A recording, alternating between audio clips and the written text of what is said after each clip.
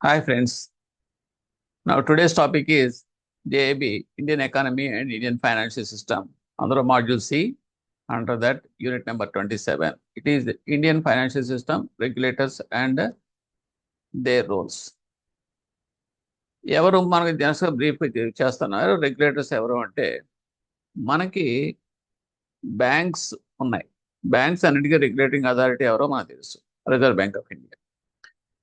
అలాగే different segmentation చేసేసారు. Total ఎకానమీలో డిఫరెంట్ ఫంక్షన్స్ అన్ని కూడా గ్రూపింగ్ చేసేసి, ఇన్సూరెన్స్ అంతా కూడా ఒక సెక్టార్, బ్యాంకింగ్ అంతా ఒక సెక్టార్, కంపెనీస్ ఉంటాయి. కంపెనీస్ అనేటప్పటికి మీకు అందులో షేర్స్, తర్వాత వాళ్ళు ఇష్యూ చేసే ఈక్విటీ, తర్వాత డిబెంచర్స్, ఇవన్నీ కూడా దీన్ని డీల్ చేసే ఎవరంటే బ్రోకర్స్ ఉంటారు, స్టాక్ మార్కెట్ ఉంటుంది. ఇవన్నీ చెట్టు వాడు గ్రూపింగ్ చేసి దాన్ని సెబీ అని చెప్పాను. అలాగే నెక్స్ట్ ఏంటంటే పిఎఫ్ ఉంటుంది. ప్రతి ఆర్గనైజేషన్లోనూ పిఎఫ్ అనేది ఉంటుంది common. So PF fund maintenance అనేది సెపరేట్గా, ఓకే, దానికి మళ్ళీ సెపరేట్ రెగ్యులేటింగ్ అథారిటీ పెట్టారు. అలాగే అంటే దీన్ని ఒక రకంగా చెప్పాలంటే కాన్సన్ట్రేషన్ ఆఫ్ దట్ అథారిటీ అనేది డివైడ్ చేశారు. డివైడ్ చేసేసి దానికి రెగ్యులేటరీ అథారిటీ కింద పెట్టి వాళ్ళ కంట్రోల్లో వాళ్ళకి ఏమేమి చేశారు, వాళ్ళ ఫంక్షన్స్, మెయిన్ ఫంక్షన్స్, వాళ్ళ యొక్క formation of that regulatory authority ఎలా ఫామ్ అయింది, and who is looking after and who are responsible for that, and what are the major functions of individual regulatory authority. ఇవన్నీ కూడా మనం ఓవరాల్గా ఇన్ డీటెయిల్ నేర్చుకుని చాలా ఇంట్రెస్టింగ్ టాపిక్ అండి. So మన number of questions you can expect from this area, right? Let us go through one by one. First అది ఇక్కడ చెప్తే ఇంట్రడక్షన్ వచ్చేటప్పటికి ఇండియన్ ఫైనాన్షియల్ సిస్టంలో ఉండే regulatory consist of 4: reserve bank of India and SEBI, securities and exchange board of India, SEBI అంటాం. అలాగే IRDA, insurance regulatory and development authority. And fourth one is PFRDA అంటే pension fund regulatory and development authority. Okay, first one by one reserve bank of India చూద్దాం. First reserve bank of India అనేది మనకి ఎప్పుడు setup చేశారు అంటే first setup చేసింది 1927లో. Okay, legislation ద్వారా తయారైంది. ఓకే, March 34, 1934 వచ్చేటప్పటికి enactment became a accomplished fact కింద తీసుకొచ్చారు. అంటే లెజిస్లేషన్లో సెటప్ చేసిన దాన్ని మనం యాక్ట్ రూపంలో తీసుకొచ్చారు. అంటే 1934లో ఆర్బీఐ యాక్ట్ కింద వచ్చిందన్నమాట. ఇందులో ఏం చేయాలి, prior to the setting off the RBI, central bank of India central banking functions, ఈ మెయిన్ బ్యాంకింగ్ ఫంక్షన్స్ అన్ని కూడా చూసేది ఎవరు అంటే imperial bank of India and government of India రెండు కలిపి చూసేవి. ఇంపీరియల్ బ్యాంక్ ఆఫ్ ఇండియా అంటే ఇప్పుడు స్టేట్ బ్యాంక్ ఆఫ్ ఇండియా అన్నమాట, అప్పట్లో నేను చెప్తుంటా. ఓకే, 1934 వరకు, బిఫోర్ దాట్. సో జాయింట్గా చూసేవారు, imperial bank of India and government of India కలిపి సెంట్రల్ బ్యాంకింగ్ ఫంక్షన్స్ అన్ని కూడా చూసుకునేవారు. ఏంటి 34 ఆర్బీఐ, 1934 ఆర్బీఐ వచ్చేంత వరకు. 1935లో ఆర్బీఐ అనేది ఫుల్గా ఎస్టాబ్లిష్ చేసి మొత్తం ఫంక్షనింగ్ అంతా కూడాను ఆఫ్ దిస్ సెంట్రల్ బ్యాంకింగ్ అంతా కూడాను వాళ్ళు తీసుకున్నారు. Reserve bank of India act 1934 formation తర్వాత. ఇందులో RBI conceptualized as per guidelines, working style and outcome presented by doctor BR Ambedkar in his book the problem of the rupee, its origin and its solution అనే దాంట్లో ఆయన రాసుకున్నారు. Recommendations of 1926 Royal Commission on Indian Currency and Finance, also known as that Hilton Young Commission. Recommendations of this 1926 Royal Commission on Foreign Currency దాంట్లో finance గురించి note చేశారు. దాని గురించి చెప్పేటప్పుడు హిల్టన్ యంగ్ కమిషన్ గురించి చెప్తారన్నమాట. సో ఇదంతా కూడా just before 1934 what is that happened in that Indian financial system అనే దాని గురించి just information. When set up served as the central bank both the undivided India and Burma. So అక్కడ ఇది ఎప్పుడంటే అప్పటిదాకా మనకి 1947లో మనకి ఇండిపెండెన్స్ వచ్చింది. సో బిఫోర్ ఇండిపెండెన్సే ఈ యాక్ట్ తీసుకొచ్చారు, ఆర్బీ యాక్ట్ 1934. సో అప్పుడు పొజిషన్ ఏంటంటే అన్డివైడెడ్ ఇండియా. నెక్స్ట్ బర్మా, అందులో కూడా మనలో భాగం కింద ఉండేది. ఇప్పుడు మయన్మార్ అంటాం చూడండి. సో రెండిట్లకి సంబంధించిన మొత్తం ఓవరాల్గా undivided India as well as this Burma అంతా కూడా మొత్తం అంతా కలిపి సెంట్రల్ బ్యాంకింగ్ ఫంక్షన్స్ అన్ని కూడా రిజర్వ్ బ్యాంక్ ఆఫ్ ఇండియా చూసేది. ఓకే, అది ఎప్పుడు దాకా చెప్పాను, 1947 వరకు, స్వాతంత్రం వచ్చేంత వరకు. Okay, that to a central office had initially established in Kolkata. మనం మొట్టమొదటి ఎప్పుడు చెప్పుకున్నది అంటాం, ఫస్ట్ ఏదైనా స్టార్ట్ అయ్యేది కలకటాలోనే స్టార్ట్ అవుతుంది. సో అక్కడ మీకు స్టార్ట్ చేశారు functioning of the central office of reserve bank of India. Later it was permanently moved to Mumbai in 1937. Okay, and commencing its operation as a private statutory company, RBI was nationalized on 1st January 1949. అప్పుడు దాకా మీకు private statutory company కింద start అయిన RBI అనేది 1949కి వచ్చేటప్పటికి 1st January 1947లో it was nationalize. Transfer to public ownership act 1948 కింద అది నేషనలైజ్ చేయబడింది. ఇవన్నీ ఇంపార్టెంట్ ఇన్ఫర్మేషన్స్ అండి మీకు. ఓకే, ఆ సిరీస్ మీకు అర్థం చూసుకుంటే తెలిసిపోతూ ఉంటుంది చాలా క్లియర్గా, step by step everything was narrated in a bullet points type. So this act empowers the union government in consultation with the government of RBI to issue such directions to RBI as considered necessary to public interest. ఏదైనా సరే public interest దృష్ట్యా ఈ governor తో consult, reserve bank of India governor తోటి and union government ఇద్దరు కూడా empower చేశారన్నమాట. Okay, directions to the reserve bank of India ఎలా ఉండాలి ఏంటి అనేది ఇష్యూ చేసి. The governor and 4 deputy directors of RBI were appointed by the union government. Union government appoint చేయబడే వాళ్ళంటే ఒకని గవర్నర్ రిజర్వ్ బ్యాంక్ ఆఫ్ ఇండియాకి, next 4 deputy governors. The control of the RBI west in the central board of directors that comprises. Central board of directors అనేది setup ఉంది ఇందులో ఆర్బీఐలో. వీళ్ళు control చేస్తారు ఆర్బీఐని. అందులో ఎవరెవరు ఉంటారంటే గవర్నర్ ఉంటారు, 4 డిప్యూటీ గవర్నర్స్ ఉంటారు, 10 డైరెక్టర్స్ ఉంటారు. Non official nominated by the union government from various fields. Different specialised field నుంచి తీసుకుంటూ ఉంటారు అనమాట. అంటే అందులో ఎకనామిక్స్ తెలుస్తున్న వాళ్ళు అండ్ డిఫరెంట్ ప్లానింగ్ అనే రకరకాల ఏరియాస్ నుంచి. అలాగే 2 గవర్నమెంట్ అఫీషియల్స్ ఉంటారు ఆ బోర్డులో and 4 others, 1 each from local board. Local boards అనేది కూడా మీకు చెప్పాం, 4 ఇండియా అనేది ఇప్పుడు 4 భాగాలు వస్తాయి, ఈస్టర్న్, వెస్టర్న్, సౌత్, నార్త్ అని చెప్పేసి. ఆ రకంగా చూసుకున్నప్పుడు కూడా ఈ 4 ఏరియాస్ నుంచి బోర్డ్స్ ఉంటాయి, ఫామ్ అయిన బోర్డ్స్ నుంచి ఒక్కొక్కరిని తీసుకొచ్చి ఇందులో పెడతారు అనమాట. అంటే representing of those areas. Okay, equally. So these are the board of central board of directors group. And organize structure అనేది ఎలా ఉందనుకోండి ఈ మ్యాప్ ద్వారా. అది just for your information only. Next objectives ఏంటి అంటే, main objectives of the RBI ఏముంటాయంటే, whereas it is expedient to constitute Reserve Bank of India for India to regulate the issue of bank notes. First purpose of ఏంటంటే issue of the bank notes అని కూడా reserve bank of India పరివ్యూలోకి తీసుకొచ్చారు.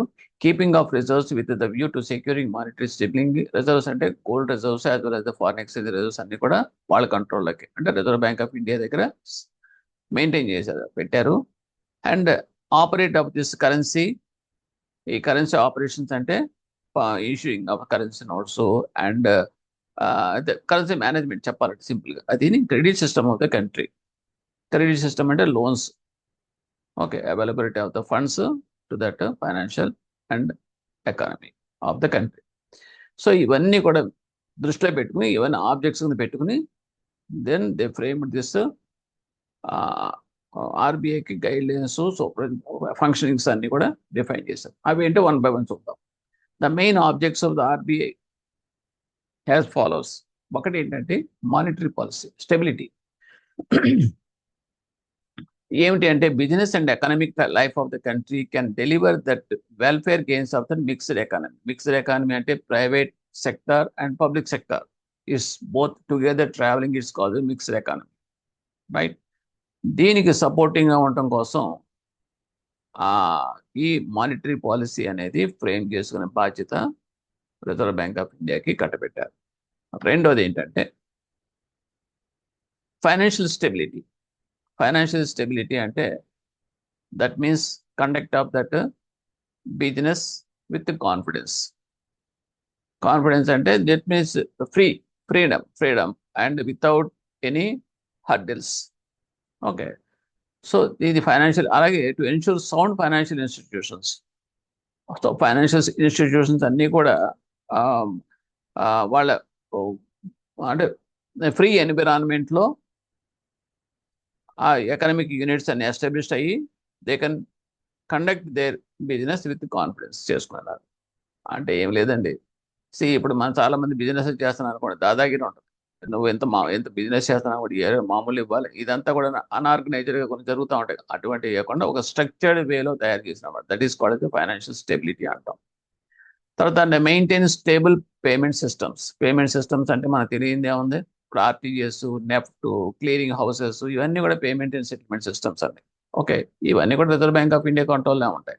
Okay, so ఇవన్నీ కూడా they have to maintain in a proper way, transparency way and efficient and safely okay execute చేయాలన్నమాట financial transaction.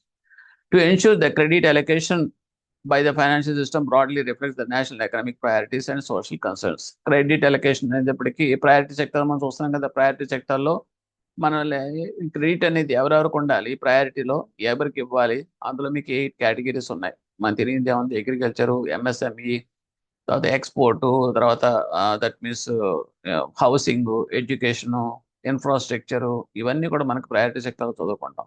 So అవన్నిటికీ కూడా వీళ్ళు క్రెడిట్ అలొకేషన్ జరుగుతూ అండ్ స్మాల్ సెక్టార్కి, మీడియం సెక్టార్కి కూడా ఫోకస్డ్ ఏరియా ఉంటూ ముందుకి తీసుకెళ్ళాలి అనేది this reserve bank of India object. Next is to regulate the overall volume of that money and credit of in the country to ensure the reasonable degree of price stability. అలాగే at the same time ఎకానమీలో price stability అనేది చాలా చాలా important. Inflation control చేయాల్సిన బాధ్యత కూడా reserve bank of India మీద పెట్టారు. ఏ రకంగా చేయటం దానికి చాలా చాలా ఉంటాయి, డిఫరెంట్ టైప్స్ ఆఫ్ టూల్స్ అనేది అడాప్ట్ చేయాలి. దట్ మీన్స్ సిఆర్ఆర్, ఎస్ఎల్ఆర్ మనం చదువుకుంటాం.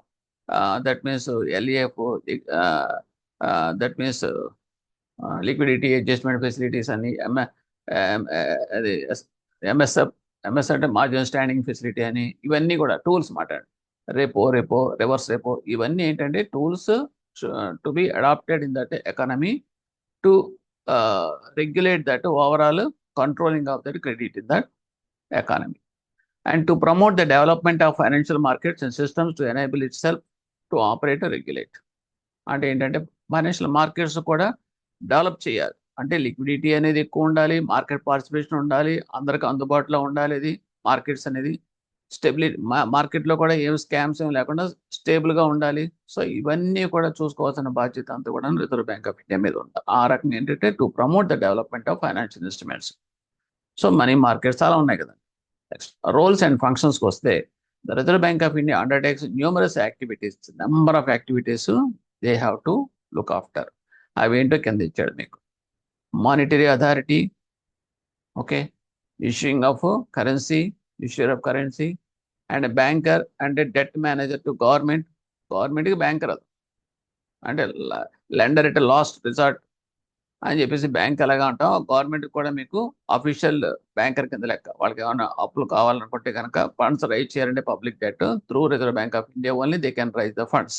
ఓకే, ఆ రకంగా banker and debt manager to government and bankers to the bank. బ్యాంకులు కనుక డబ్బులు ఫండ్స్ కావాల్సి వచ్చింది అనుకోండి, so reserve bank of India in need of that funds they will arrange.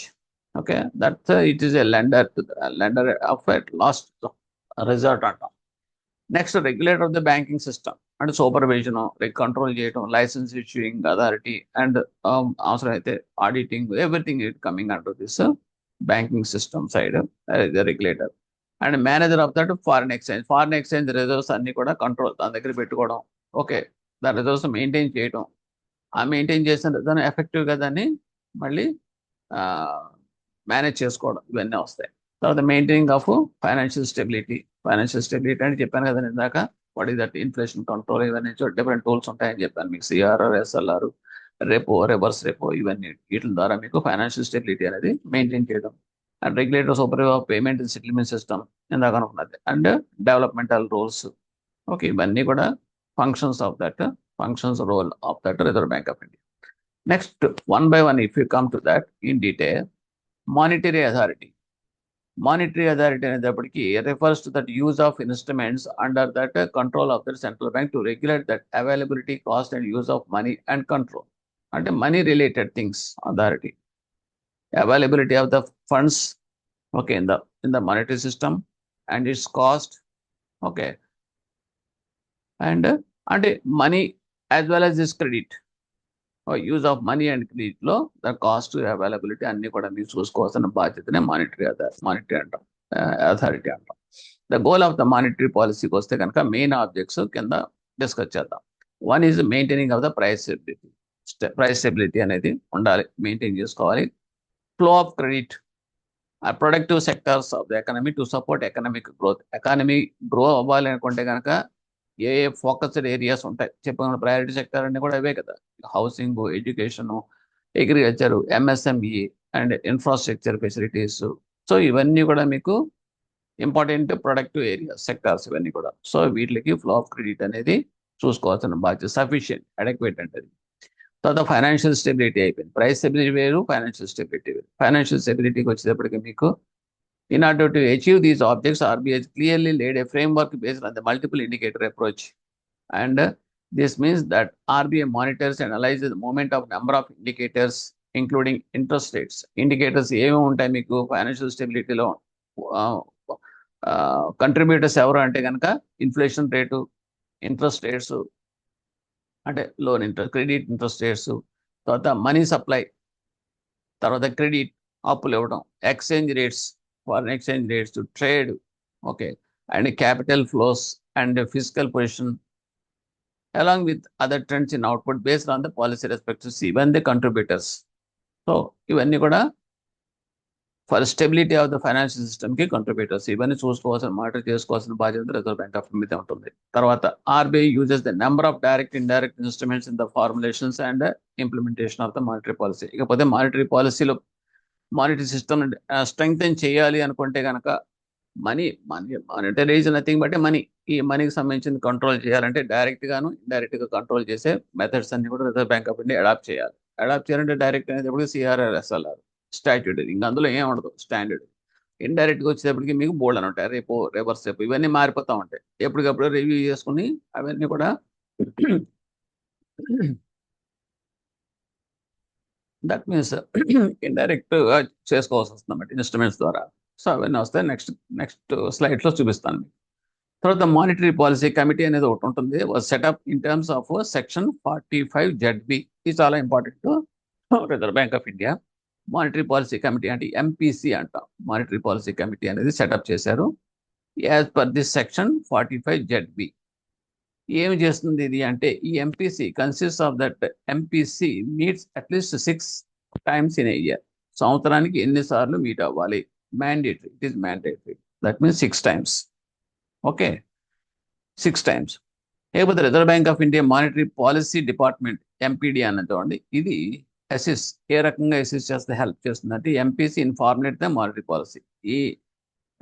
ఈ ఎంపీసీని, దట్ మానిటరీ పాలసీ కమిటీకి ఈ మానిటరీ పాలసీ డిపార్ట్మెంట్ అనేది reserve bank of India wing support చేస్తుంది, హెల్ప్ చేస్తుంది. ఫార్ములేటింగ్ ద మానిటరీ పాలసీలో ప్రిపేర్ చేయడంలో సపోర్ట్ చేస్తుంది. అంటే వీళ్ళు ఏం చేస్తారంటే కొంత రీసెర్చ్ చేసి, స్టడీ చేసి, సెట్ బ్యాక్స్ ఎక్కడ ఉన్నాయేమో అవన్నీ కూడా దానికి రిపోర్ట్ ఇచ్చి, దాని ప్రకారం ఏం చేయాలి, further course of action. Report తగ్గించాలా, పెంచాలా, లేకపోతే సిఆర్ఆర్ మార్చాలా, లేకపోతే మార్కెట్ ఇన్స్ట్రుమెంట్స్లో ఇంకేమైనా మన కొత్తవి తీసుకురావాలా, లిక్విడిటీకి ఏమైనా చేసుకోవాలా, ఇవన్నీ కూడా మీకు వాళ్ళు హెల్ప్ చేస్తారు. So monetary policy framing of that. Next ఇది ఇందాక అనుకున్నా చూడండి, డైరెక్ట్గా ఏమొస్తాయి, ఇండైరెక్ట్గా వస్తాయి. డైరెక్ట్గా వచ్చేటప్పుడు సిఆర్ఆర్, ఎస్ఎల్ఆర్, ఇది మనకు తెలుస్తున్నది, ప్రతి బ్యాంక్కి తెలుస్తున్నది. లేకపోతే ఇండైరెక్ట్గా వచ్చేటప్పటికి ఇవన్నీ టూల్స్ మాట. Reserve bank of India monetary పాలసీలో కంట్రోలింగ్ టూల్స్. ఎల్ఈఎఫ్ అంటే లిక్విడిటీ అడ్జస్ట్మెంట్ ఫెసిలిటీ అంటాం. ఈ లిక్విడిటీ అడ్జస్ట్మెంట్ ఫెసిలిటీ వచ్చేది ఏంటంటే repo and reverse repo is a mechanism. అలాగే రెపో రేట్ మార్చడం. తర్వాత ఓఎంఓ అంటే ఓపెన్ మార్కెట్ ఆపరేషన్స్ అంటాం. మనీ మార్కెట్కి వచ్చేటప్పటికి మీకు డైరెక్ట్గా మీకు ఆపరేషన్స్ చేస్తాం, మార్కెట్ ఆపరేషన్స్ అంటాం అవన్నీ కూడా. ఎంఎస్ఎఫ్ అనేటప్పటికీ మార్జినల్ స్టాండింగ్ ఫెసిలిటీ అంట. మార్జినల్ స్టాండింగ్ ఫెసిలిటీ అంటే ఏం లేదు, it is also one type of instruments, అంటే ఒక రకంగా ఒక లోన్ టైప్. ఇది కూడా reserve bank of India funds అనేది బారో లెండింగ్ చేస్తుంది అనమాట అండి ఎంఎస్ఎఫ్ ద్వారా.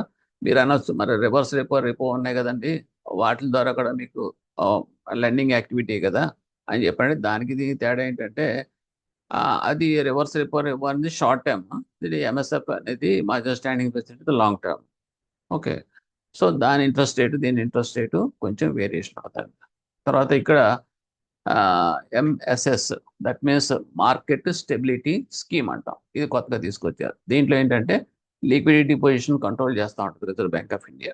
ఓకే, దానికి ఏంటంటే అవసరమైతే sucking of the funds from the market కావచ్చు, లేదా pumping of the funds in the market కావచ్చు, ఇవన్నీ కూడా కంట్రోల్ చేసేది reserve bank of India, depending upon that situation in the market. Next evaluation of the currency notes in India. లేకపోతే ఓ part అయిపోయింది monetary policy, financial stability అవన్నీ. ఇప్పుడు ఏంటంటే currency notes issuing authority కదా, దీనికి దాని బ్యాక్ అండ్ హిస్టరీ అంతే కూడా చూద్దాం. ప్రాసెస్ ఆఫ్ ఇష్యూయింగ్ పేపర్స్ ఇవన్నీ కూడా మీకు 18th సెంచరీలో స్టార్ట్ అయినాయి. కరెన్సీ నోట్స్ ఇష్యూయింగ్ అంతా కూడాను, అంటే before what is that reserve bank of India అప్పుడు లేదు. ఇవన్నీ ఏం చేస్తారంటే ప్రైవేట్ బ్యాంక్స్ ఉండేవి అప్పట్లో. This all very long back, I'm saying about 18th century అన్నారు. అప్పుడు bank of India, bank of Bombay, bank of Madras, ఇవన్నీ కూడాను ఇవి ఫస్ట్ కరెన్సీ నోట్స్ ప్రింట్ చేసి సర్క్యులేషన్లో ఉంచి ఆ తర్వాత ఈ ఆఫ్టర్ పేపర్ కరెన్సీ యాక్ట్ 1861 తర్వాత ఏమైందంటే, అంటే 1861 పేపర్ కరెన్సీ నోట్ తర్వాత జరిగింది అంటే గవర్నమెంట్ ఆఫ్ ఇండియా ఏం చేసిందంటే they have taken the monopoly. వాళ్ళు తీసుకున్నారు ఈ ప్రింటింగ్ ఆఫ్ పేపర్ కరెన్సీ అనేది. గవర్నమెంట్ ఆఫ్ ఇండియా బాధ్యత తీసుకున్నమాట, తాను ఒక్కళ్ళే చేశారు, ఇంకెవరో ఇష్యూ చేయడానికి లేదు. Government of India printed currency until the reserve bank of India. RBI establish అయిన చూడండి 1935. అప్పుడు దాకా గవర్నమెంట్ ఆఫ్ ఇండియానే they are looking after of this paper currency printing, issuing, everything. Responsibility అంతా వాళ్ళు తీసుకున్నారు. అలాగే డ్యూరింగ్ దట్ టైం అదే ఆఫ్టర్ దిస్ ఎస్టాబ్లిష్ 1935 తర్వాత 1938లో 5 rupees first currency note issue చేసింది reserve bank of India. 5 rupees notes issue చేసింది, first currency notes issued by reserve bank of India. తర్వాత కరెన్సీ నోట్స్ అప్పుడు 10 rupees, 100 rupees, 1000 rupees, 10,000 also issued. 1946కి వచ్చేటప్పటికి 1000 rupees, 10,000 rupees రెండు కూడా డిమానిటైజ్ చేశారు, రద్దు చేశారు. ఎందుకంటే అన్అకౌంటెడ్ మనీ అనేది ఫైనాన్షియల్ సిస్టంలో పేరుకుపోయింది, దాన్ని తీసేయాలనే ఉద్దేశంతో డిమానిటైజ్ చేసి 1000 రూపీస్, 10,000 రూపీ నోట్స్ రద్దు చేశారు. తర్వాత 1954కి వచ్చేటప్పటికి రీఇంట్రడ్యూస్ చేశారు. ఏంటంటే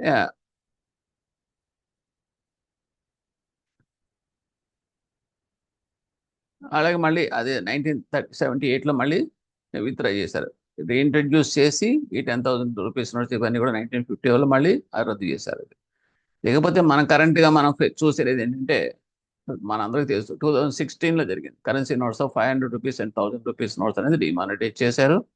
RBI has the powers to print currency notes of up to 10,000. మామూలుగా చెప్పాలంటే 10,000 రూపీ నోట్స్ వరకు కూడా ఆర్బీఐకి ప్రింటింగ్ చేసే పవర్స్ ఉన్నాయి.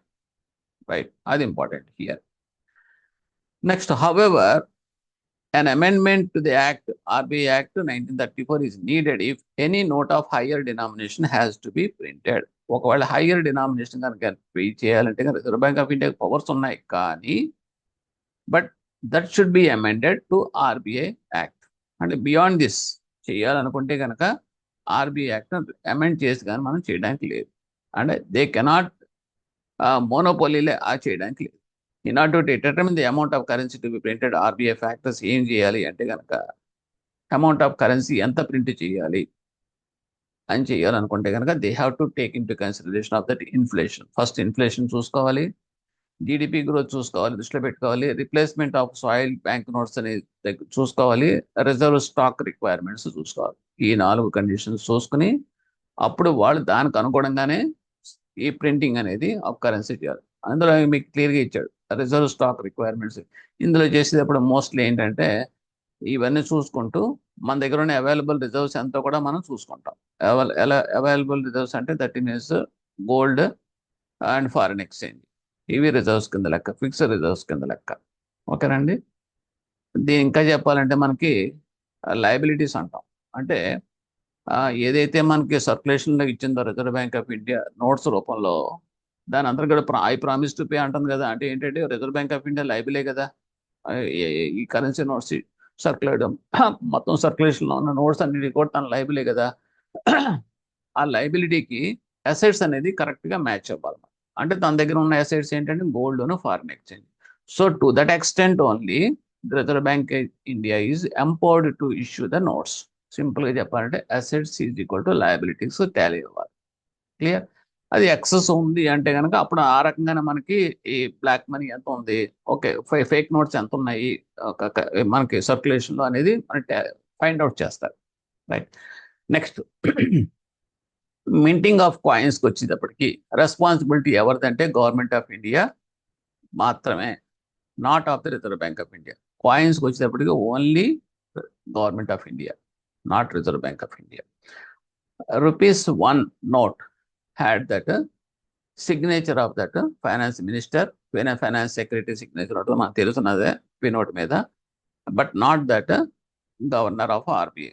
ఎక్సెప్ట్ రిజర్వ్ బ్యాంక్ ₹1 నోట్, అన్ని notes governor reserve bank of India ఉంటుంది, ఒక్క రూపీ నోట్ మాత్రమే ఫైనాన్షియల్ సెక్రటరీ ఉంటుంది.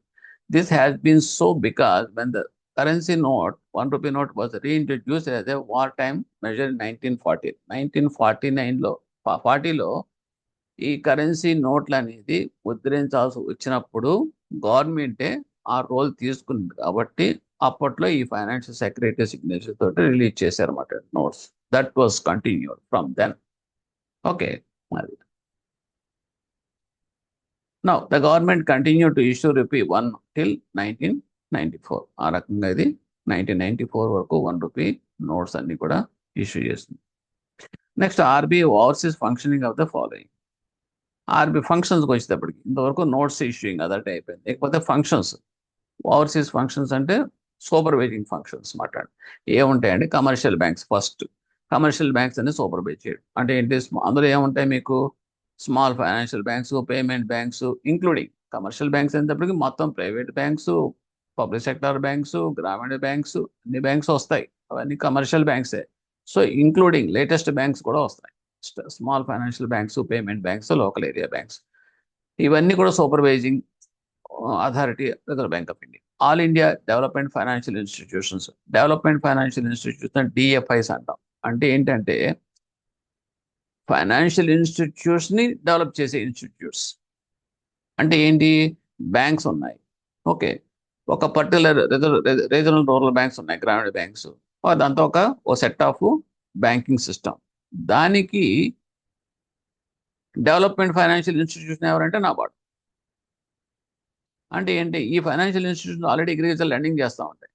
ఇచ్చినప్పుడు వాళ్ళకి ఎంతైతే ఈ ఈ లెండింగ్ చేస్తూ ఉంటారో ఆ లెండింగ్ ఫండ్స్ అంతా కూడా రీఫైనాన్స్ ద్వారా వెళ్ళి మళ్ళీ సపోర్ట్ చేస్తుంటారు అనమాట. అలాగే suppose if you go to that MSME sector ఉంది, బ్యాంక్స్ అన్ని కూడా ఎంఎస్ఎంఈ లోన్స్ ఇస్తూ ఉంటారు. అలాగే కొన్ని ఫైనాన్షియల్ ఇన్స్టిట్యూషన్స్ అన్ని కూడా మీకు ఎంఎస్ఎంఈ లోన్స్ ఇస్తూ ఉంటాయి, ఓకే, స్మాల్ స్కేల్ ఇండస్ట్రీస్కి వాటిలన్నిటికీ. కానీ వి ఇన్స్టిట్యూట్స్ మళ్ళీ సపోర్ట్ ఇవ్వాలి అంటే ఫండ్స్ అనేది పంపింగ్ చేయడం మాట.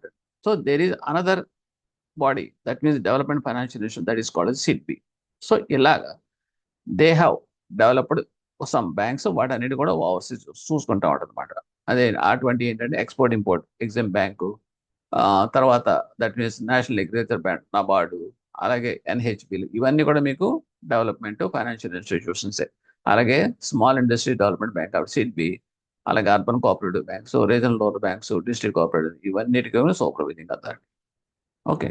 అలాగే ఇంకోటి ఏంటంటే NBFCs, non banking financial companies కూడా they are also under control and supervision of this reserve bank of India. Okay. Next ఇందులో ఎన్బిఎఫ్సిస్కి వచ్చేటప్పటికి అన్ని ఎన్బిఎఫ్సిస్ని reserve bank of India supervise చేస్తుంది అంటే కాదండి, కొన్ని మాటలు మాత్రమే. ఏంటి ఆ కొన్ని అంటే, ఎవరైతే పబ్లిక్ నుంచి డిపాజిట్స్ అనేది మొబిలైజ్ చేస్తారో త్రూ టర్మ్ డిపాజిట్స్, ఓకే, అవి మాత్రం reserve bank of India supervise చేస్తుంది. ఓకే. అంటే పబ్లిక్ ఇంట్రెస్ట్ అనేది reserve bank of India main task. ఆ రకంగా ఎక్కడైతే wherever the public interest is there the reserve bank of India will be there. Okay. So NBFCs అన్ని రావు. So some అందుగురించి ఇక్కడ అన్నాడు only certain types of NBFCs are regulated by reserve bank of India. Okay. అలాగే there are asset recovery company, finance companies, investment companies and loan companies, infrastructure finance companies, core investment companies, infrastructure debt funds, micro finance institution, NBFC and ఇవన్నీ కూడా మీకు other than regular NBFCs మాట. ఈ institutes అన్నిటికో reserve bank of India సంబంధం లేదు. ఓకేనండి. Next manager of foreign exchange, అది ఆ పార్ట్ అయిపోయింది. Next manager of the foreign exchange. Foreign exchange అంటే రిజర్వ్స్ అనుకున్నాం కదా, గోల్డ్ ఫారిన్ ఎక్స్చేంజ్ కంట్రోల్ చేసి రిజర్వ్స్ మెయింటైన్ చేసేది రిజర్వ్ బ్యాంక్ ఆఫ్ ఇండియా కదా, తన దగ్గరే ఉంటుంది కాబట్టి ఇదంతా కూడాను. వాళ్ళు ఏం చేస్తారంటే reserve bank of is responsible for this foreign exchange under the foreign exchange management act 1990 అని. It regulate the market. అలాగే ఈ ఎఫ్ఎక్స్ మార్కెట్ రెగ్యులేట్ చేస్తుంది. అది ఏ రకంగా అంటే by issuing of authorised dealers licence to the banks. Licence issue చేయడం ద్వారా, అంటే ఏడీస్ అంటాం, ఆథరైజ్డ్ డీలర్ లైసెన్సెస్ అంటాం, అవి బ్యాంక్స్కి ఇవ్వటం ద్వారా. ఓకే. అలాగే కొన్ని సెలెక్ట్ ఇన్స్టిట్యూట్ కూడా ఇవ్వడం ద్వారా ఇది రెగ్యులేట్ చేస్తుంది మార్కెట్. ఆర్బీఐ అంటే ఎవరు పడితే వాళ్ళు ఫారిన్ ఎక్స్చేంజ్ బిజినెస్ చేసేయడానికి లేదు, డీల్ చేయడానికి లేదు. సో స్పెసిఫైడ్ రెగ్యులేషన్స్ సాటిస్ఫై అయితేనే కానీ వాళ్ళు they are not authorised to deal with that foreign exchange. అటువంటి వాటికి లైసెన్సెస్ అనేది సెలెక్టివ్గా రిజర్వ్ బ్యాంక్ ఆఫ్ ఇండియా ఇస్తుంది అన్నమాట. RBI has planning an important role in the regulation and development of foreign exchange market and assumes the three broad roles relating to the foreign exchange. Okay. Regulating transactions related to the external sector and facilitating development of foreign exchange market, ensuring the smooth conduct and orderly conditions in the domestic foreign exchange market, and managing the foreign exchange assets and gold reserves. చెప్పాను కదా మీకు, foreign exchange gold reserves maintain చేయాలంటే ఆ reserves maintain చేయాలంటే some times reserve bank of India market నుంచి purchase చేస్తుంది foreign exchange తన దగ్గర రిజర్వ్స్ మెయింటైన్ చేయడం కోసం. సో ఇవన్నీ కూడా ఎవరు చూస్తారు అంటే ఫారిన్ ఎక్స్చేంజ్ ఆర్బీఐలో ఎఫ్ఈడి అనే డిపార్ట్మెంట్ ఉందండి, ఫారిన్ ఎక్స్చేంజ్ డిపార్ట్మెంట్. ఇది responsible for regulation and development of that market. RBI financial markets department ఇంకోటి ఉంది, ఎఫ్ఎండి అంట, ఫైనాన్షియల్ మార్కెట్స్ డిపార్ట్మెంట్. ఇది ఏం చేస్తున్నారు, participates in the foreign exchange market by underweighing sales purchases of foreign currency. So is volatility in periods of excess demand and supply of the foreign currency. అలాగే foreign exchange మార్కెట్లో మీకు fluctuations ఉంటాయి, volatility అంటాం. అంటే demand and supply accumulates, shortage ఉందనుకోండి foreign exchange. So మీకు currency లేదు, foreign exchange లేనప్పుడు ఏమవుతుంది, లేనప్పుడు ఆటోమేటిక్గా ఆ ఫారిన్ కరెన్సీ రేటు పెరిగిపోతాయి, ఫారిన్ కరెన్సీ ఎక్స్చేంజ్ రేట్స్ పెరిగిపోయినప్పుడు ఏమవుతుందంటే వాళ్ళు ఇంపోర్ట్ చేసుకోవాలన్నా, ఒక ట్రేడ్ చేసుకోవాలని, డెవలప్ చేసుకోవాలన్నా కనుక it is beyond our hands. అటువంటి సిచ్యువేషన్లో రిజర్వ్ బ్యాంక్ ఆఫ్ ఇండియా మళ్ళీ పంప్ చేస్తుంది foreign exchange in to the market. అలాగే some times if it is excess foreign currency in the market అనుకోండి, that they will hold that sucking from that market. So ఇవన్నీ కూడా చూసేది ఎవరంటే FMD అంటాం, that means financial markets department of RBI. Okay. Next department of external investments and operations, DEIO అంటాం. అది ఎవరు చేస్తున్నారు అంటే invest the foreign countries foreign exchange reserves built up by purchasing foreign currency from the market. అంటే ఇక్కడ ఏం చేస్తుందంటే reserves maintain చేయడం, ఈ డ్యూటీ అంతా కూడా మీకు ఇన్వెస్ట్మెంట్ ద్వారా, ఎక్స్టర్నల్ ఇన్వెస్ట్మెంట్స్ ఆపరేషన్స్ ద్వారా, అంటే మీకు they will invite for that foreign currency transactions, foreign currency reserves to our market. అందుగురించి ఆ రకంగా ఏం చేస్తారంటే కొన్ని కొన్ని కొన్ని rebates, some policy guidelines ద్వారా ఏం చేస్తారు, they will attract the foreign currency to that our Indian market. So ఇవన్నీ కూడా చూసేది ఏంటంటే department of external investments operation. Ultimately ఏంటంటే they have to maintain this foreign exchange reserves. At the same time they have to manage that markets also without any trouble in that markets demand supply విషయంలో.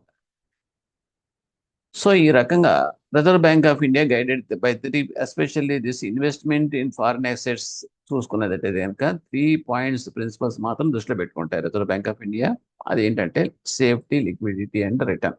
ఒకటి safety ఉండాలి, liquidity ఉండాలి, ఆ investment of the foreign అసెట్స్కి return అనేది ఉండాలి. So ఈ 3 principles దృష్టిలో పెట్టుకుని reserve bank will be guided of this foreign assets. And తర్వాత RBI also closely monitor the foreign reserves of the country మనం అనుకున్నాం. డిస్క్లోజ్ ద రిజర్వ్స్ పొజిషన్, అలాగే రిజర్వ్స్ పొజిషన్ కూడా ఎప్పటికప్పుడు చెప్తా ఉండాలి. ఓకే, అంటే వీక్లీ స్టాటిస్టికల్ సప్లిమెంట్స్ అంటాం. దట్ మీన్స్ WSS అంటే ఏంటని అడుగుతాడు. వీక్లీ స్టాటిస్టికల్ సప్లిమెంట్స్ దేనికి సంబంధించిందని అడుగుతాడు. మళ్ళీ it is related to that foreign exchange reserves, maintenance of the reserves position, ఇవన్నీ కూడా questions. Next regulator of that payment and settlement system. So ఆ పార్ట్ అయిపోయింది. కొత్త రోల్ అదేంటి పేమెంట్ అండ్ సెటిల్మెంట్ అని చెప్పాను కదా, PSS యాక్ట్ ప్రకారం దేనికి ఇచ్చారు. ఆ రకంగా సెటిల్మెంట్ అనేటప్పటికి మీకు చాలా వస్తాయి. Clearing houses, cheque settlement, cheque clearing house. ఇప్పుడు రిజర్వ్ బ్యాంక్ మన క్లియరింగ్ హౌసెస్ అంటాం, అవన్నీ కూడా రిజర్వ్ బ్యాంక్ ఆఫ్ ఇండియా చేయలేదు కాబట్టి దాని తరపున మనం ఆ లోకల్ క్లియరింగ్ హౌసెస్ అనేది ఏర్పాటు చేసుకుని డిఫరెంట్ బ్యాంక్స్లోనూ స్టేట్ బ్యాంక్ ఆఫ్ ఇండియా మనం యాక్టివిటీస్ చేస్తాం, సెటిల్మెంట్ చేస్తాం. ఇది ఇప్పుడు ఇంకా కరెంట్గా చెప్పేటప్పటికి మనం మోడర్న్ టెక్నాలజీ వైజ్గా ఇప్పుడు చూసుకుంటే RTGS, NEFT, inter bank settlements ఇవన్నీ కూడా మీకు through this payment and settlements system ద్వారా జరుగుతుంది. దీని బ్యాక్ ఎండ్ ఎవరు ఉన్నారంటే reserve bank of India, supervision of this one. So ఆ రకంగా ఇవన్నీ కూడా ఏంటంటే to safe, secure and efficient payment of settlement system. దీనికి ఏంటంటే రిజర్వ్ బ్యాంక్ ఆఫ్ ఇండియా తన ఓన్ ఇన్ఫ్రాస్ట్రక్చర్ వాడుతుంది. అది ఇంపార్టెంట్ ఇక్కడ. అదేంటంటే ఇండియన్ ఫైనాన్షియల్ నెట్వర్క్, ఇన్ఫైనిట్ అంటాం. So it is a security platform. On that only this entire settlement system is operated. ఎందుకు అంటే environment is secure. Digital signatures ద్వారా, using digital signatures for further security of the transactions only this we are making use of. So reserve bank of India maintain చేసే network, safe network ఏమిటి అని అడిగితే కనుక INFINET అని చెప్పాలి. Indian financial network system. దీన్ని ఎక్కడ వాడతారంటే కనుక payment and settlements of the financial transactions వాడతాం. So it is under reserve bank of India control. Next వచ్చేటప్పటిగా రిజర్వ్ బ్యాంక్ ఆఫ్ ఇండియా అయిపోయింది. నెక్స్ట్ రెగ్యులేటింగ్ అథారిటీ ఎవరంటే SEBI, that means securities and exchange board of India. So దీనికి ఏంటి అంటే 1990కి వచ్చేటప్పటికి, 91కి వచ్చేటప్పటికి reforms అనేది స్టార్ట్ అయింది. అప్పటిదాకా మనం చాలా అప్స్ అండ్ డౌన్స్ చూసాం మార్కెట్లో. అదే హర్షద్ మెహతా అని చెప్పేసి ఎంతమంది విన్నారు మీకు తెలియదు. సో షేర్ మార్కెట్లో స్కామ్స్ జరిగినాయి. ఓకే, మార్కెట్, క్యాపిటల్ మార్కెట్ అది కొలాప్స్ అయిపోయినాయి. మార్కెట్స్ అంతా విచ్ఛిన్నం అయిపోయి, సో ఇదంతా ఒక రకమైన ట్రస్ట్ అనేది పోయింది. ఆ టైంలో మనకి 1990లో ఇది మన్మోహన్ సింగ్ గారు, PV నరసింహారావు టైంలో గ్లోబల్ డోర్స్ ఓపెన్ చేయడం తోటి అప్పుడు రిఫార్మ్స్ అనేది స్టార్ట్ చేశారు. ఆ రిఫార్మ్స్లో దీన్ని కూడా తీసుకొచ్చారు మాట్లాడు. సో ఈ రిఫార్మ్స్ ప్యాకేజ్ కింద 1991లో ఈ primary and secondary segments of the Indian capital market అనేది పెరిగింది. దీనికి ఇంపార్టెన్స్, వాల్యూమ్ ఆఫ్ బిజినెస్. అప్పుడు ఏమైందంటే సెబీని సెటప్ చేశారు, stock exchange, securities exchange board of India. So వీళ్ళు ఏం చేస్తారంటే complete regulating authority of that capital market. So ఈ క్యాపిటల్ మార్కెట్లో ఎవరెవరు ఉంటారు అంటే మామూలుగా ఈ ఫంక్షన్స్ అన్ని కూడా ఎవరి కంట్రోల్లో జరుగుతుందంటే మినిస్ట్రీ ఆఫ్ ఫైనాన్స్. ఈ సెబీ ఎవరి కంట్రోల్లో ఉంటుందంటే ministry of finance, not reserve bank of India. గుర్తుపెట్టుకోండి, reserve bank of India part అయిపోయింది. That is separate segments only looking after that banks and non bank financial companies and అవన్నీ అయిపోయినాయి. ఇప్పుడు మనం ఏం చేస్తాం, సెబీ ఎక్స్క్లూజివ్లీ సెబీ గురించి మాట్లాడుకున్నప్పుడు అది ఎవరి కంట్రోల్లో ఉంటుందంటే మీరు అడుగుతాడు గవర్నమెంట్ ఆఫ్ ఇండియానా reserve bank of India? No, it is ministry of finance. పెట్టుకోండి. అందుగురించి 2 మార్కులు ఉన్నాయి, మాత్రం కొంచెం ఫోకస్డ్గా చదువుకోండి. Status of the independent organization regulating every aspect of security markets backed by the statute and accountable to the parliament. వీళ్ళందరూ ఏంటంటే పార్లమెంట్కి ఆన్సరబుల్. ఓకే, ఈ రెగ్యులేటింగ్ ఆఫ్ దిస్. అందుగురించి మీకు పార్లమెంట్ కనెక్ట్ అయింది కదా, government of India finance, minister of finance అంటే వాళ్ళకి సంబంధించింది కాబట్టి they are answerable to that parliament. Okay, and even though it is an independent organisation అయినప్పటికీ కూడా, but every market, security markets related అంతా కూడాను backed by that statute and it is accountable to the parliament. Prior to the formation of SEBI, some of the control functions were carried out the control. ఈ SEBI form కాకముందు ఎవరి కంట్రోల్లో ఉండేది ఈ market, capital market అంటే controller of capital issues and the companies law board, వాళ్ళ సూపర్విజన్లో కంట్రోల్లో ఉండి ఈ stock market what is the related issues and functions అన్నీ కూడా. సో SEBI వచ్చిన తర్వాత ఫుల్ ఫ్లెడ్జెడ్గా they are regulating this one. Next organization సెటప్కి వచ్చేటప్పటికి సెబీలో ఎవరు ఉంటారంటే కనుక హెడెడ్ బై చైర్మన్ ఉంటారు and supported by 3 full time members, 4 part time members ఉంటారు. 3+7, 3 full time, 4 part time members ఉంటారు. The part time members are officially deputed by the government. Part time members అంతా కూడా officials deputed by the government. Government depute చేస్తుంది. And reserve bank of India and full time members are supported by the executive directors and other line officers ఉంటారు. So అది next దాని structure ఇక్కడ ఇచ్చాడు. Chairman, part time, full time ఎంతమంది ఉంటారు, just a glance to looking after that structure of this SEBI. Next we are coming to the ఫంక్షన్స్కి వచ్చినట్టుగా సెబీ అనేది powers to regulate that capital market intermediates. Intermediates అంటే ఎవరు, బ్రోకర్స్. తర్వాత ఈ stock exchange, national stock exchange, BSN Bombay stock exchange, తర్వాత ఈ consultants ఉంటారు చూడండి, ఈ స్టాక్ కన్సల్టెంట్స్, స్టాక్ బ్రోకర్స్, వీళ్ళందరూ కూడా వాళ్ళు కంట్రోల్లో ఉంటారు అన్నమాట. SEBI has powers to penalize them. వాళ్ళు కనుక వైలేట్ చేసిన, ఏమైనా జరిగిన ప్రొవిజన్స్ కనుక, యాక్ట్ యొక్క ప్రొవిజన్స్ అయినా వైలేట్ చేసిన, రూల్స్ రెగ్యులేషన్స్ ఇమీడియట్ గా సెబీ కెన్ పేనలైజ్. అంటే పేనలైజ్ అంటే లైసెన్స్ క్యాన్సిల్ చేసాడు అటువంటి అనమాట. And it can conduct enquiries, అలాగే ఆడిట్. దీనికి బిఫోర్ దట్ వాళ్ళు ఏం చేయాలంటే, ఆ పెనలైజ్ చేయాలంటే before they have to do something నా, whether they are violating or అనేది how they can know these things అంటే enquiries, audits, inspections of the market intermediates and adjustable offences అన్ని కూడా సెబీ యాక్ట్ 1992 ప్రకారం చేస్తారు అన్నమాట. The reserve bank SEBI registers and regulates the intermediates in the primary market. SEBI అనేది వీళ్ళంతా కూడా intermediates అన్ని కూడా ప్రైమరీ మార్కెట్ లో పార్టిసిపేట్ చేయాలనుకుంటే కనుక they should be registered with that SEBI, compulsory register అవ్వాలి. Some of the major intermediates regulates that are market bankers, merchant bankers, underwriters, bankers to an issue, register to an issue and share transfer agents and debentures. Even intermediates అంటే ఎవరు అనేది కూడా question వస్తుంది. ఎవరు intermediates ఎవరిని అంటాం? Merchant bankers, under writers. Merchant bankers and dealing with that IPOs, initial public offers, తర్వాత ఈ కంపెనీస్ కి లైసెన్స్ కింద మెయింటైన్ చేసి వాళ్ళతోటి కన్సల్టెంట్స్ కింద సపోర్టింగ్ ఉంటారు చూడండి. అలాగే ఈ ఈ ఇష్యూ, పబ్లిక్ ఇష్యూ వెళ్ళాలంటే కనుక they have to do that ground work of that one. Okay, ఇవన్నీ కూడా చేసిన తర్వాత మర్చెంట్ బ్యాంకర్స్, స్పెషలైజ్డ్ ప్రొఫెషనల్స్ ఉంటారు అన్నమాట, మార్కెట్ ప్రొఫెషనల్స్ అంటాం. అలాగే అండర్ రైటర్స్. సో వీళ్ళంతా కూడా ఇంటర్మీడియట్స్. అండర్ రైటర్స్ అంటే సపోజ్ ఇష్యూ, పబ్లిక్ ఇష్యూకి వెళ్ళింది అనుకోండి కంపెనీ, వెళ్ళినప్పుడు అందులో ఏమైనా కొంత కొంత భాగమైనా అవుతుందా లేదా, సబ్స్క్రైబ్ అవుతా లేదా అనుకున్నప్పుడు ముందుగానే అండర్ రైటర్స్ ఉంటారు. అవ్వకపోతే కనుక that will subscribe that portion అని చెప్పేసి. సో అండర్ రైటింగ్ అనేది ముందే కమిట్మెంట్ ఇవ్వడం. అలాగే బ్యాంకర్స్ టు ద ఇష్యూ, అలాగే ఇష్యూ అంటే పబ్లిక్ ఇష్యూ కాబట్టి దానికి సపోర్టింగ్ గా మొత్తం చూసుకునే వాళ్ళు బ్యాంకర్స్ ఉంటారు వాళ్ళు. Registrars to the issue, register అంటే కంపెనీ రిజిస్ట్రార్స్. ఓకే, ఆ ఇష్యూ సంబంధించిన ఈ issuing of the shares, allocations, ఆ తర్వాత ఈ రూపాయలను అందజేసే వాళ్ళందరూ కూడా కంపెనీకి సంబంధించిన రిజిస్టర్లు ఉంటారు. Service state transfer agents, brokers, so debenture trustees, ఇవన్నీ కూడా కమింగ్ అండర్ దట్ ఇంటర్మీడియట్స్ వస్తారు అన్నమాట. And SEBI registers and regulates various intermediates in the secondary market such as brokers. SEBI అనేది కూడా రిజిస్టర్ చేసుకుంటుంది. సెకండరీ మార్కెట్ లో ఎవరైనా చేయాలన్నమాట, brokers, sub brokers, stock exchanges, foreign institution investors, custodians, depositories, mutual funds and venture capital funds, వీళ్ళందరూ కూడా secondary market లో చేయాలనుకుంటే కనుక ఎనీ ఫంక్షనింగ్ అంతా కూడా రిజర్వ్ బ్యాంక్ సెబీ తోటి రిజిస్టర్ అవ్వాలి. అయితే వేరియస్ వీళ్ళందరినీ కూడా రెగ్యులేట్ చేస్తుంది SEBI. The functions of SEBI are as follows: protect and interest of the investor. Final గా reserve bank of India interest ఎలాంటిదో ఇక్కడ సెబీ కూడా ఇంట్రెస్ట్ కూడా ఓన్లీ పబ్లిక్. అండ్ పబ్లిక్ అంటే ఇక్కడ మనం ఏం చెప్తాం, ఇన్వెస్టర్స్ అంటాం. Okay, protect the interest of the investors in securities and securities and shares, company సంబంధించిన లావాదేవీలు, డిబెంచర్స్ ఇవే ఉంటాయి అన్నమాట. To promote the development of to and regulate that security market. Measures to undertake inspection of any book. ఏ book అయినా inspect చేయొచ్చు, registration చూసుకోవచ్చు, documents verify చేయొచ్చు, అన్నీ కూడా empowered to the SEBI. And same powers vested to the civil code and the civil. అలాగే court సంబంధించిన ఏదైతే సివిల్ కోడ్స్ కి ఎంత ఎంపవర్డ్, ఒక పనిష్మెంట్ ఇవ్వడం ఏంటి, స్క్రూటినై చేయడం, ఆ పవర్స్ అన్ని కూడా వీళ్ళకి సెబీకి ఉన్నాయన్నమాట. Board May by an order for reasons to be recorded in writing the interest of the investors and securities market take measures either pending investigations and inquiry. ఇంకంతే, ఇన్వెస్టిగేషన్, ఎంక్వైరీస్ ఇవన్నీ కూడా దానికి ఆటోమేటికల్ గా సూపర్వైజరీ పవర్స్ కింద లెక్క మాట్లాడు.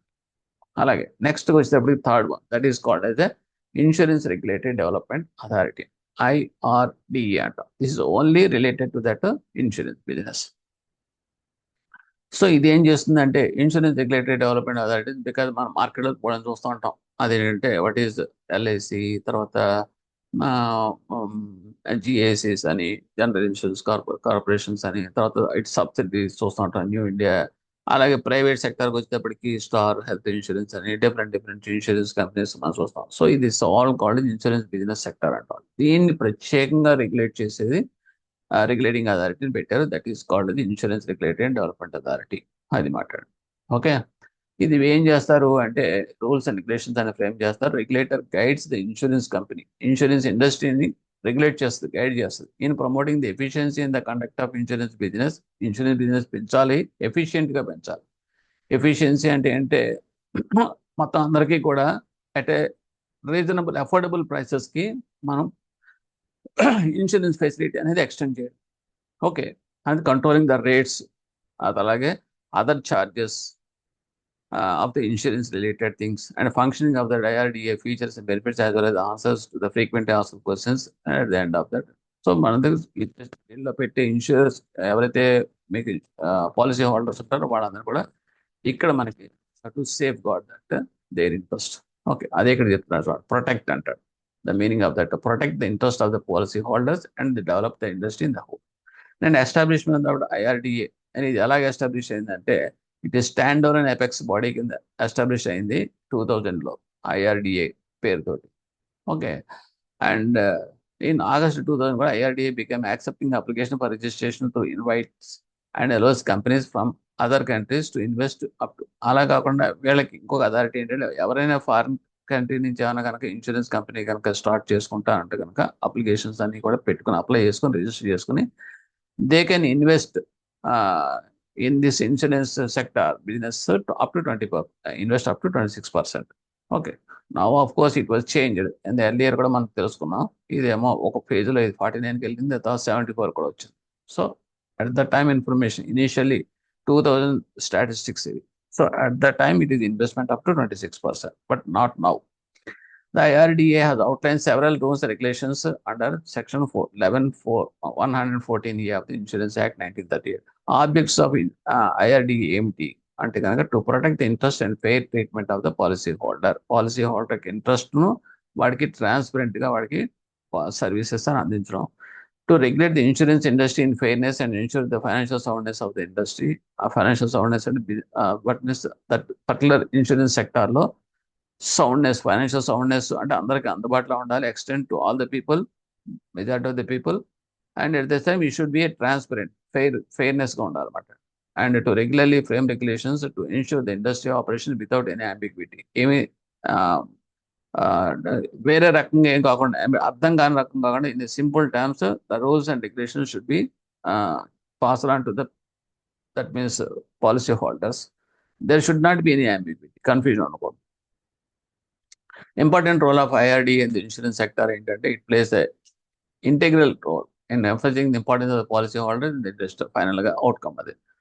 How are that important roles of the IRD and to protect the policy holders interest and to help speed up the growth of insurance industry in that orderly fashion అంటే to benefit to the common man. Simply చెప్పాలంటే to benefit to the common and in a simplest way of insurance business terms. Okay.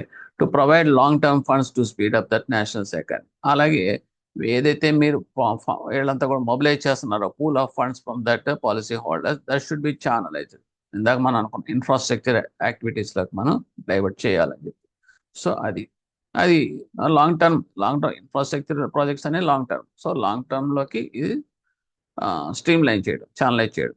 And to promote, set, enforce, monitor high standards of integrity, fair dealing, financial soundness and competence in the insurance providers.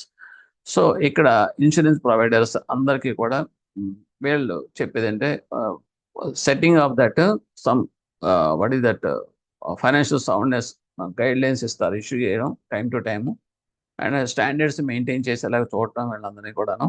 So high standards of integrity, okay, transparency, ఇవన్నీ కూడా ఉండేలా చూసుకోవాల్సిన బాధ్యత IRDA మీద ఉంది. To ensure genuine claims are settle faster and efficiently. నిజంగా claims అనేది genuine అయితే కనుక that should be settle immediately without any delay and that it is the faster way, turn around time అంట. ఓకే, ఇవన్నీ కూడా చేయాలి వితౌట్ ఎనీ డిలే. ఇదంతా కూడా చూసుకోవాల్సిందంటే ఐఆర్డి. అక్కడ కూడా మీకు బ్యాంక్ అంబర్స్మన్, ఇన్సూరెన్స్ అంబర్స్మన్ సెపరేట్గా. సో ఏమైనా ఈ పాలసీ హోల్డర్స్ కానీ గ్రీవెన్స్ వస్తే కానీ they can refer to that ombudsman. So ఇవన్నీ కూడా part of this IRDA. To promote transparency fairness అయిపోయింది, to build the dependable management system అయిపోయింది, to take adequate action high standards అయిపోయింది, ensure optimum amount of self regulation of industry. Okay, next ఫంక్షన్స్కి వచ్చినప్పటికీ below the important functions of that insurance సెక్టర్కి వచ్చినప్పటికి create, renew, modify, suspend, cancel or withdraw registration certificates of the insurance company. ఇవన్నీ కూడా functions. ఇవన్నీ కూడా అంటే ఏంటంటే ఏదైనా ఇన్సూరెన్స్ కంపెనీ కనుక స్టార్ట్ చేసింది అనుకోండి, ఆ లైసెన్స్ రెన్యూ చేయాలంటే చేసే అథారిటీ IRDAగా ఉంది. ఒకవేళ కన్నా మాడిఫై చేయాలన్నా, ఒకవేళ తేడా పడ చేసే రిమార్క్స్ ఏమైనా ఉన్నాయనుకోండి, పాలసీ హోల్డర్స్ పాలసీ ఇమీడియట్గా they can suspend that activities, they can suspend the licenses also. This everything they are having that empowers this IRDA. And protecting the interest of, finally, the protecting the interest of the policyholders in matters concerning the great grant of policies, settlement of claims. Main activities ఇవే కదా policy holders తోటి ఏంటంటే grant of policies grant చేయడం, తర్వాత settlements, claims ఏమైనా settle చేయాలంటే ఆ సెటిల్మెంట్స్లో వచ్చే ప్రాబ్లమ్స్ ఉండకూడదు, ఇవన్నీ కూడా రక్షించాలన్నమాట, ప్రొటెక్ట్ చేయాలి. అలాగే నామినేషన్స్ బై పాలసీ హోల్డర్స్, అలాగే క్లెయిమ్ సెటిల్ అయినప్పుడు నామినేషన్స్, ప్రాపర్ నామినేషన్ సిస్టమ్ ఉందా లేదా, ఇన్సూరబుల్ ఇంట్రెస్ట్, ఆ insurable interest, surrender value of the policy, other terms and condition అన్నీ కూడా మీకు కరెక్ట్గా ఉండాలి. అలాగే specify the code of conduct, అంటే కోడ్ ఆఫ్ కండక్ట్ అంటే ఒక rule, uniform guide lines, qualification, training for intermediate or insurance agents. ఎవరైతే ఈ పాలసీ హోల్డర్స్తో డీల్ చేస్తుంటారో ఆ ఇంటర్మీడియట్స్ అండ్ మధ్యవర్తులు, అంటే ఏజెంట్స్ కావచ్చు ఎవరైనా సరే, వాళ్ళకి స్పెసిఫిక్ క్వాలిఫికేషన్స్ ఉండాలి, ట్రైనింగ్ ఉండాలి. వాళ్ళందరూ కూడాను code of conduct, code of అంటే వాళ్ళ ప్రవర్తన నియమావళి మాట, అది కూడా వాళ్ళు స్పెసిఫై చేశారు IRDA. అవన్నీ కంపల్సరీగా పాటించాలి.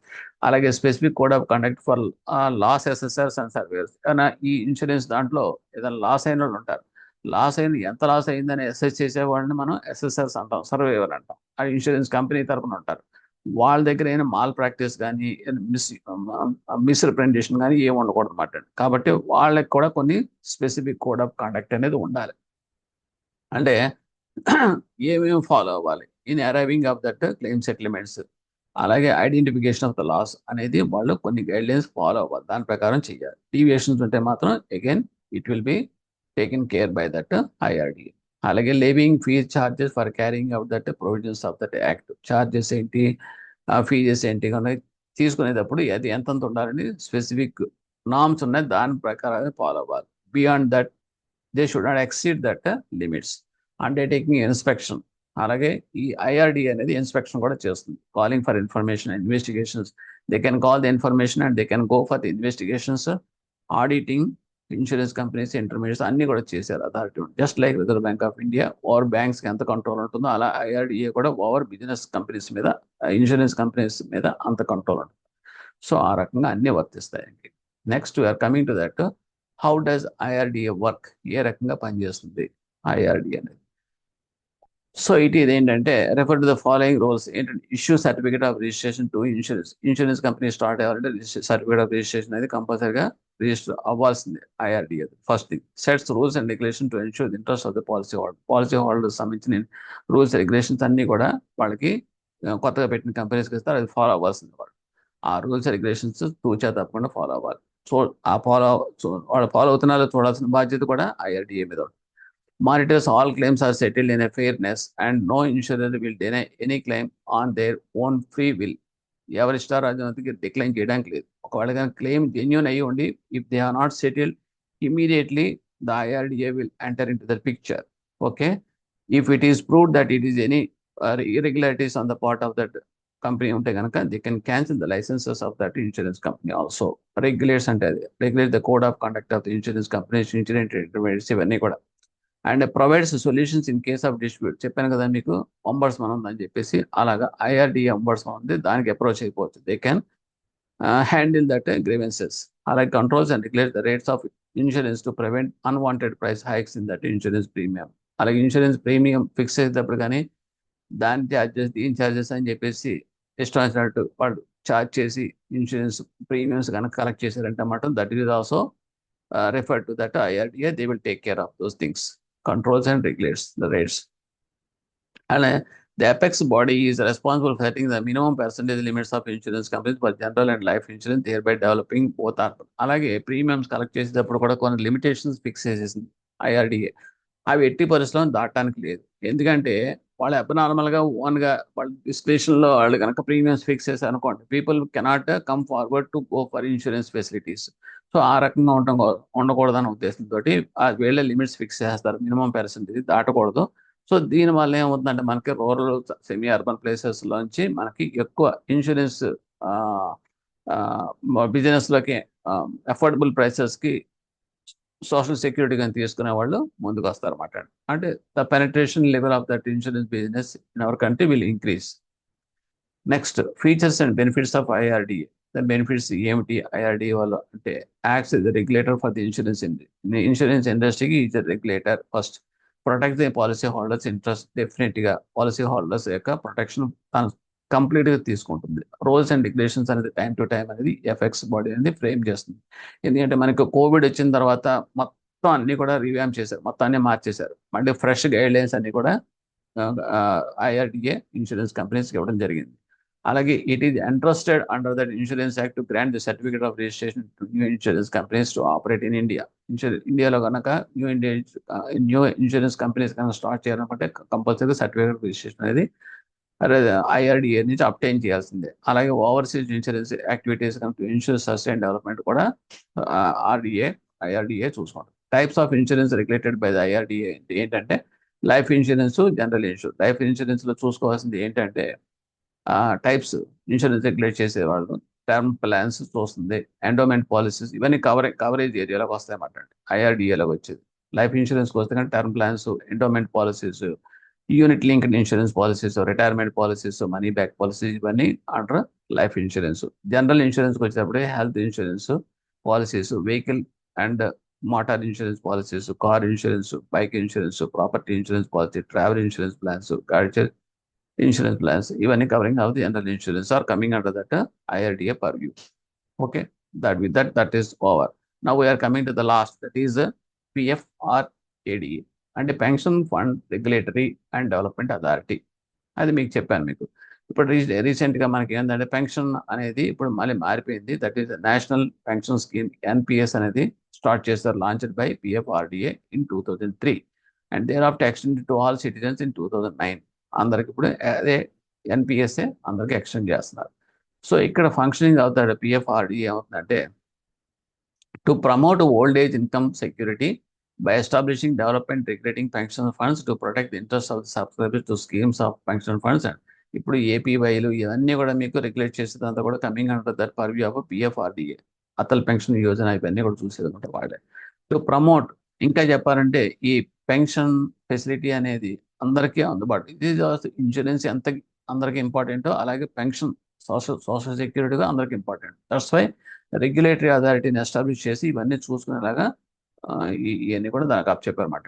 అందులో ఏంటంటే, to promote pension scheme in the country by fostering mandatory as well as voluntary pension schemes in order to serve old age income needs of the retired persons. Okay, and national pension scheme both Tier 1 and Tier 2 are under the purview of PFRDA and regulated by that same Tier 1, Tier 2 అని ఏరియాని బట్టి మాట national pension scheme అనేది. And PFRDA performs the functions of appointment various intermediaries like pension fund managers and central record keeping agencies, CRE, and point of presence agencies, etc. ఇవన్నీ కూడా మీకు functions చేయడం కోసం ఎస్టాబ్లిష్ చేయబడింది PFRDA ద్వారా. Educating the general public and stake holders about that importance of the, అలాగే వీళ్ళందరూ కూడా పెన్షన్ యొక్క ఇంపార్టెన్స్ ఏంటనేది అందరికి తెలియజేయడం కోసం పబ్లిక్ అవేర్నెస్ అంతా కూడా ఎడ్యుకేట్ చేయడం, ఇవన్నీ కూడా యాక్టివిటీస్ అన్ని కూడా they are taking care PFRDA. And training of intermediate that perform the task of popularising educating people about the importance of pension. ఇప్పుడు APY అనేది బెస్ట్ ఎగ్జాంపుల్ అండి. APY అనేది అంత ఫుల్ ఫ్లెడ్జ్గా వెళ్ళట్లేదు. కారణం ఏంటంటే దాని గురించి పూర్తిగా అవగాహన లేకపోవడం. సో దానికి ఉండకుండా ఉండటం కోసం అంటే ట్రైనింగ్ ఆఫ్ ఇంటర్మీడియట్స్, మధ్యవర్తులు ట్రైనింగ్ ఇవ్వడం and perform the task of popularising, వాళ్ళు పాపులరైజ్ చేయాలి, educating the people about that importance of the pension అని తెలియదు. అడ్రసింగ్ ద గ్రీవెన్సెస్, ఇందులో ఏం గ్రీవెన్సెస్ ఉంటే that will be taking care by that PFRDA. And addressing and resolving disputes కనుక ఏమైనా ఉంటే కనుక intermediates like banks and between the customers and intermediates అంటే that will also taken care by that PFRDA. So with this topic is over. This is very, very important topic. You can expect a good number of questions from this area. Thank you.